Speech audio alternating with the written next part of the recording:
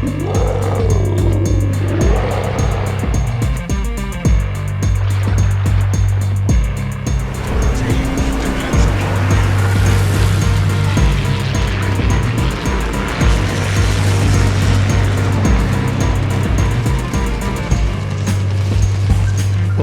we finished the Taken by Storm campaign and have the Tier 7 cruiser Ochakov.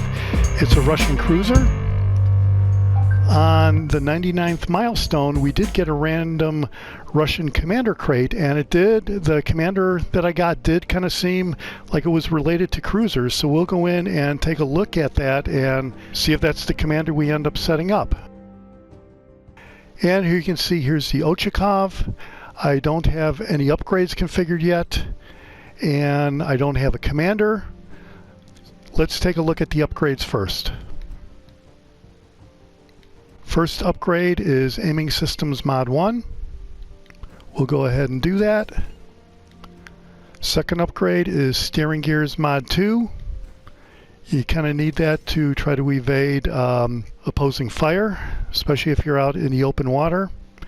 The third upgrade is Steering Gears Mod 3. A double steering gear deal does seem like the way to go.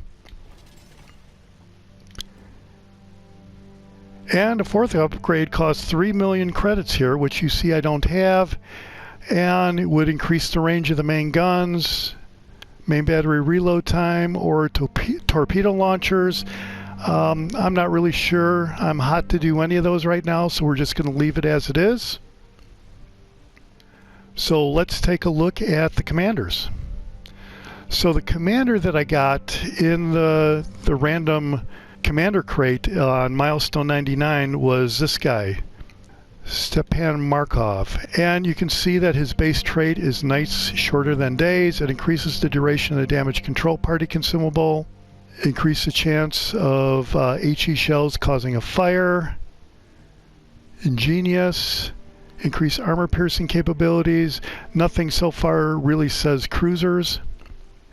This one, intuitive, it's just looking for an indicator that shows the direction of the nearest enemy ship. Full speed, here you go. Here's maximum speed for your cruiser. This specifically names cruiser, so this shows me that this is somewhat of a cruiser commander. Increase the torpedo detectability range. I don't really think that's really all that urgent. Increase the maximum speed of the ship. Reduce the incoming damage of your cruisers. I kind of think if you're getting waylaid, especially out in the open water, this has minimal effect. Yeah, so, and fully packed, it gives you an extra consumable. I'm not really down with that guy. So I think this is the guy that I will select instead. This does look more like a standard cruiser setup. Increase the chance of HE shells causing fire. Increase the range of your cruiser.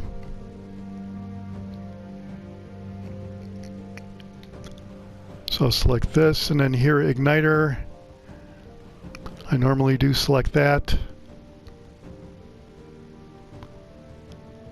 And increase the maximum speed of the ship. No, I normally go with punch through to try to increase the chances of a citadel hit. And then down here I do fixated to increase the shell grouping.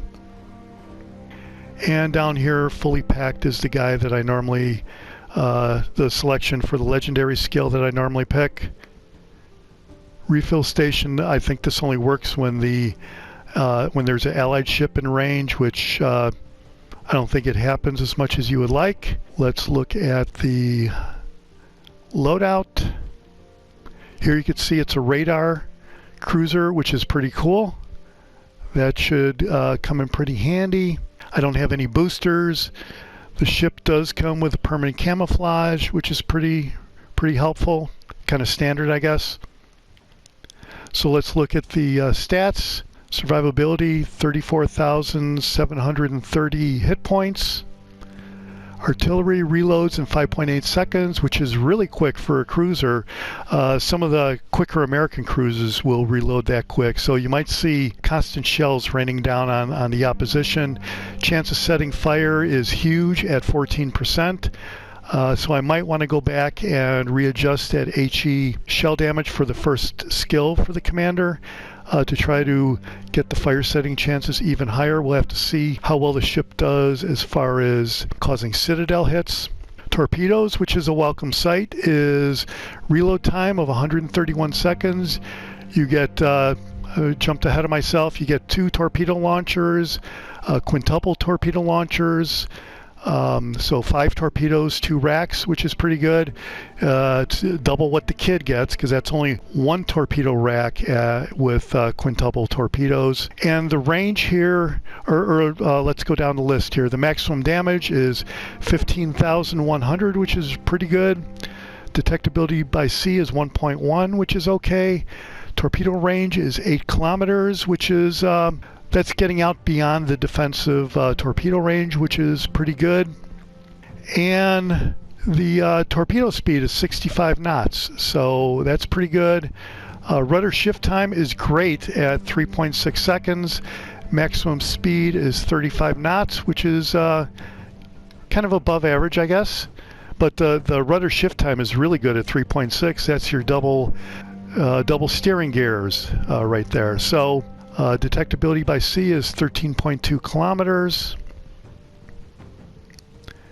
And the range of the main shells is 17 kilometers, so you'll at least get your first shot without them seeing you. After that, you have to wait for the timer to run out, however long that is. After you fire the shells, the range will go back down to your detectability range instead of the 17.1 kilometers. It does tell you on the second stat here that detectability after you're firing the main gun is 17.1 kilometers, but it doesn't tell you how long that timer goes. So all very interesting. Let's look at the armor. You can see the stern and the bow are 25 to 26 millimeter thickness, so they will kind of get messed up a little bit if they get hit in the bow from and stern from battleships, and even the side here. So that's not ideal, so you do have to use double steering gears to move around quite a bit, and maybe hide behind an island. So let's take a look at the Citadel. It's always something good to look at. You see it's slightly above water, which that could be a problem. You kind of want that baby to be below the water, but there you go. So let me turn these back on. Okay, so let's look at the overview. It's a sure shot. Shells with good ballistic trajectory, maintain velocity, making aiming easier. That's always good. Above average battery reload speed, which is definitely what we saw. And it is got modest guns. It's armored with low caliber main battery guns. So Ochakov, one of the versions of a project of a small light cruiser, MLK 8-152, her main battery artillery consisted of dual-purpose 152 millimeter mounts developed in the USSR in the mid-1940s. The year of the ship design was 1950. So this ship was not of the same era as a lot of the other World War II and even World War I class ships that you see in World of Warships Legends. So this seems like kind of a newer ship, which, hey, I guess that's exciting. So with that, I guess the only thing we have to do is take it in battle and see how it does.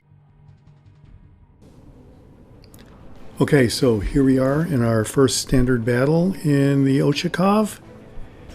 And it's always exciting to get a new ship when you complete a campaign.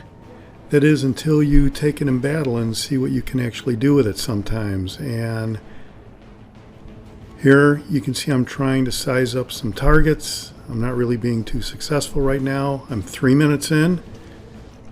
So there's some targets behind me. They seem to be out of range. Not really able to get anything, so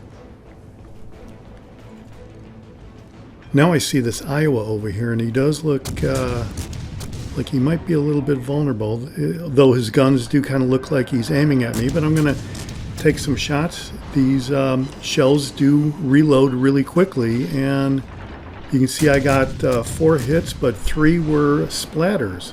6 splatters. So out of 10 hits, 60% of them shattered on the armor of the Iowa. Even though I did start a fire, you can see the fire is causing a little bit of damage, and I am continuing to get more hits, but another 5 shatters on the armor of the Iowa. So this is kind of a really ineffective armament so far. The guns on this ship really, it's almost like throwing wet rags at the enemy ships.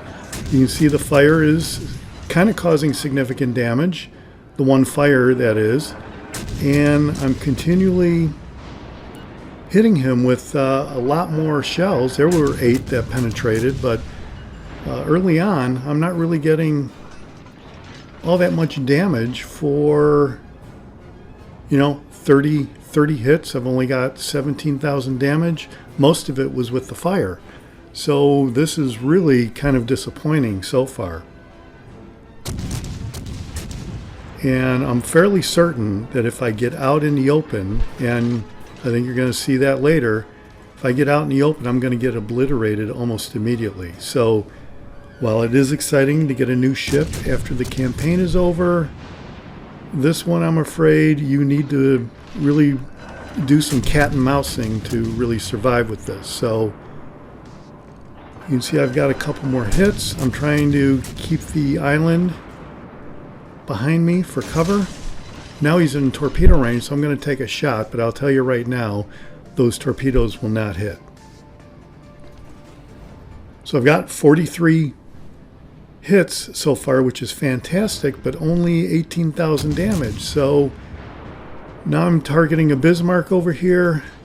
I am kind of out in the open, so I'm sort of in really big trouble. I get 2 hits.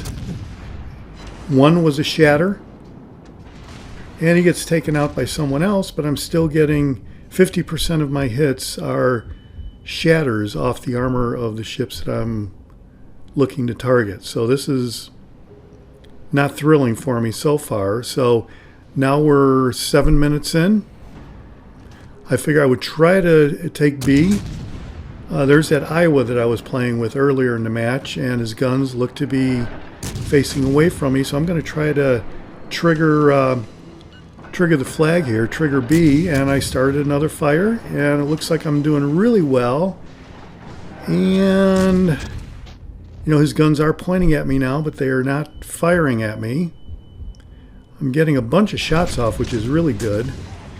The fire is causing more damage, and here I get obliterated by Edinburgh, which was to the other side of me here. So if you're out in the open water with this thing, you will get blown out almost immediately. So here I thought I would go into an AI match to try to see if I could get some torpedo hits, because that first match wasn't all that effective with torpedoes. So we're going to try AI and see if they're going to be a little easier for me to get closer, and see if I could use some of my torpedoes. So we're starting out, since it's AI, I'm not really going to run for cover. I am going to go straight for A, which is, I probably wouldn't do this in standard. I might be running for that island though, but in general, in standard, you have to be a lot more cautious. AI, it's 50-50 whether you're going to get wiped out or not. But we are just going to go right up here. We don't really see anything targeted so far. I do have, looks like a Yamato next to me, which I'm hoping will draw most of the fire. I'm taking some shots at this Alaska. You can see 2 hits, and they were both shatters again. 3 hits, 2 more shatters. So this is like really kind of not cool. So even on AI, you're still getting shattered shots. So 5 hits, 700 damage points, which kind of says it all with this ship.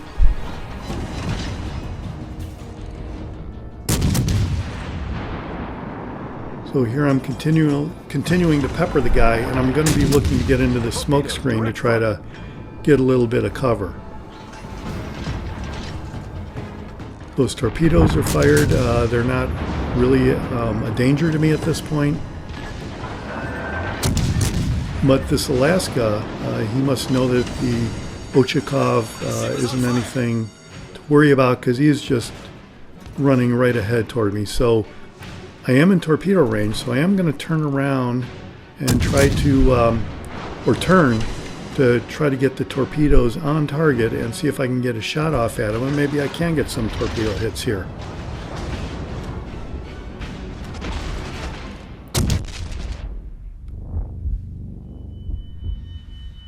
So I'm still in the smoke, but he's definitely seeing me. This isn't really helping me, so this is looking like a point-blank shot on the Alaska.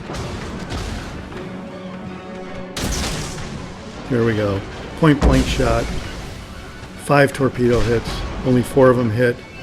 And you can see I immediately got 47,000 damage, but he's not destroyed because, you know, the ship just doesn't have it. The torpedoes have the most firepower, but you can rarely get that close. So now I'm in really big trouble because I've got a Grosser First here right next to me, and this is looking like another point-blank shot with the other torpedo rack. So I'm going to swing around. You can see if he fires these guns, I am like wiped out immediately. And so here's another point-blank shot. I do get him off, and bam, all 5 hit. And magically, I'm up to over 140,000 in damage, which is unbelievable for this ship. You would not do this at all if you're relying on just the guns. This is only possible, so far for me, it's only possible in AI and with the torpedoes. So I'm going to let it go here to see how high the damage goes. This is probably the best score I will ever get with this ship. And there you go. I actually destroyed the Grosser First, which is awesome. That would probably never happen in standard, but almost 160,000 damage. And, you know, what I've seen with this ship so far is most of your shells would either ricochet or shatter. They would not penetrate, and you're not going to get much action out of the guns. I haven't been that successful with starting fires, because it seems like the fires go out really quick. I'm not really sure what's up with that, but there you have it. That's pretty much it on the Ochakov. Good luck with it if you have it, and this is the Jaguar, and I'll see you on the high seas. Thanks for watching, and hit subscribe if you like it.